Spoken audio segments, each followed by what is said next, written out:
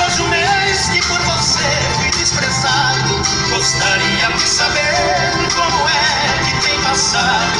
Enquanto aqui sozinho vivo como você sabe, soluçando dia e noite por não ter felicidade. Rudemente me pediu que esquecesse de você, mas eu sou tão esquecido que esqueci de te esquecer. Essa frase não é minha, o autor eu não conheço.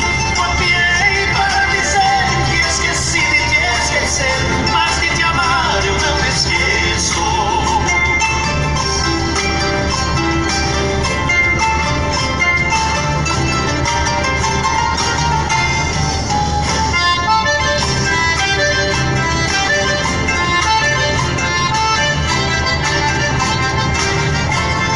Desejo é que essa carta, ao chegar em suas mãos, lhe encontre com saúde, cheia de satisfação.